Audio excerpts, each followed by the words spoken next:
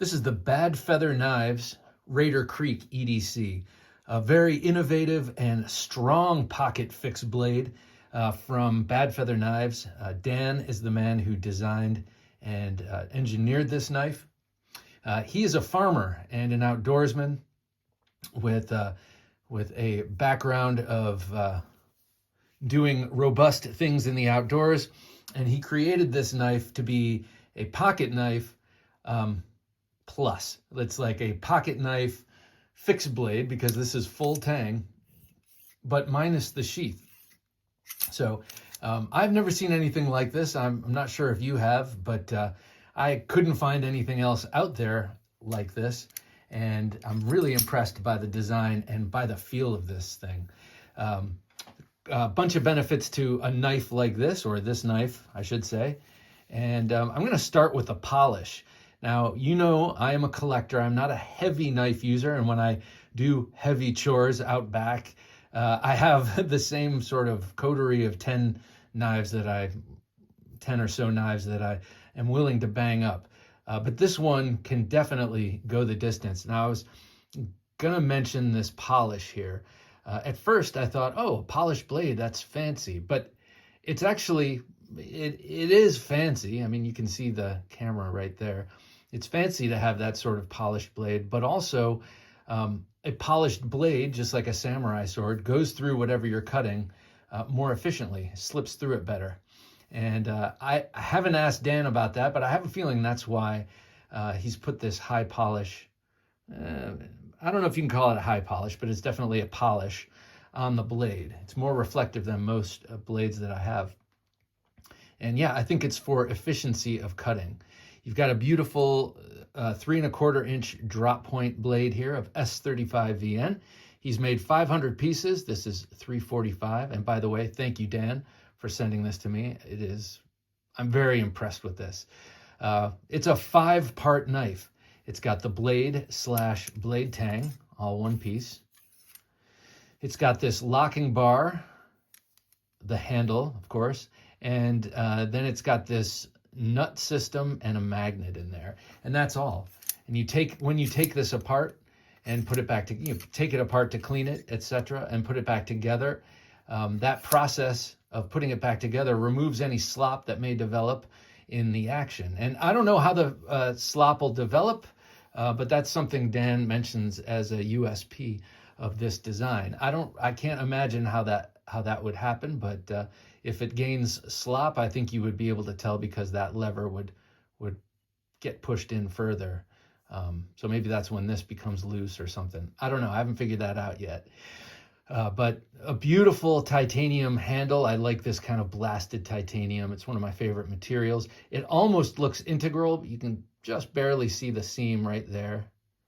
Can't see it on this side. So for a while I thought, how did he do this? It's like integral, but so thin and totally encapsulated. But no, just did a beautiful job of hiding that seam.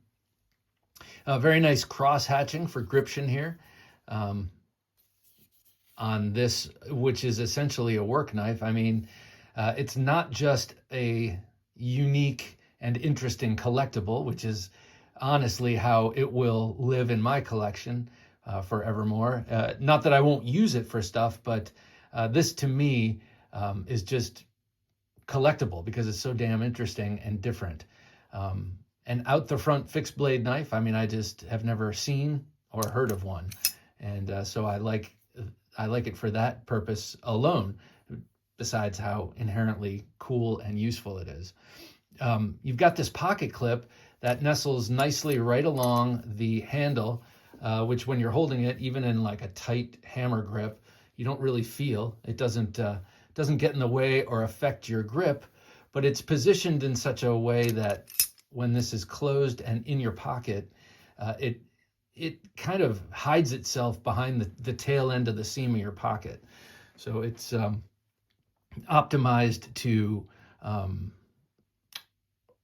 negate it getting snagged on stuff. I mean, things can happen, but unlike most modern clips on folding knives, this clip is not going to get snagged on fencing or netting or twigs or even your car, as you come in and out of it, it will glance right over it.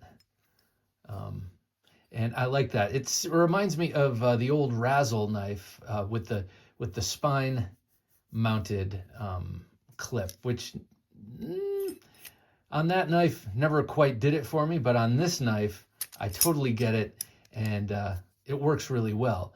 Also, the clip being at the end of this extended tang puts most of the mass of this knife deep in your pocket.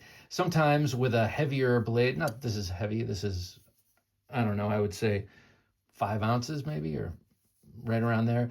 But when you have a knife, if this were this large in a folder, you would have all that mass clipped to the top of your pocket. And this is a really nice change of pace to have that mass deep down in the pocket.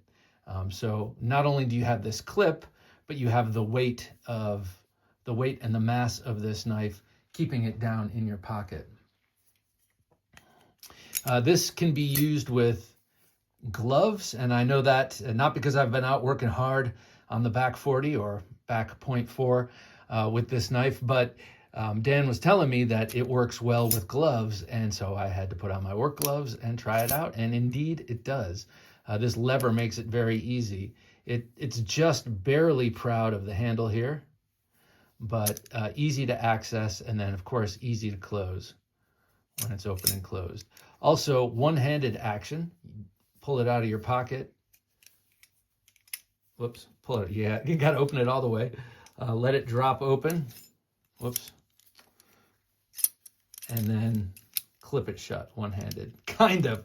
I mean, it's hard for me to do in the camera. When it's kind of hanging down by my side, it's easier. Easier to close for me. Let's see. Can I do it? Yes, I can. It's just kind of hard to do at this angle.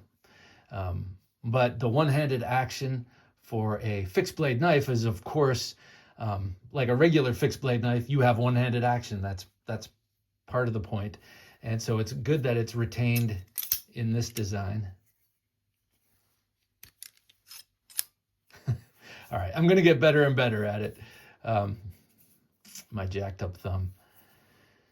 And, oh, the distal taper. I love the taper of this handle, how it gets thinner towards the ricasso, widens out at the tail end. It nestles very, very nicely in the hand like that. So you got that high polish for efficiency of cutting, and then you've got this really cool lever for efficiency of opening. Something that I find really a unique draw and benefit of this design is that you can have the blade length any length you like, as long as it's under the actual blade length. So in other words, if I'm pulling this out at work to open up a package or something, and I don't want people to be freaked out by whatever knife I've got, you can do this. You can use it as small or as large, up to 3 1/4 inches as you'd like. And I think that's a pretty interesting feature. Now, when I first got this, I was not really using my head, and this slot is captured by this locking bar, and so it never contacts the blade, and the blade never contacts the titanium. So I was wondering if you locked it down there, if it would dull it out, and then I realized it doesn't and can't, because it's a torsion kind of pressure right here against the tang using this slot.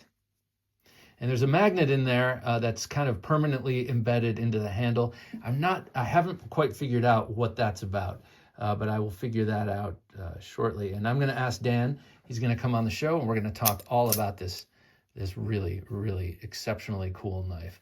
This is the Badfeather Knives Raider Creek EDC, and I really like it. It's an out-the-front fixed blade knife, or a full tang pocket knife, whatever you want to call it. It works for me, and I dig it. Go check it out at badfeatherknives.com.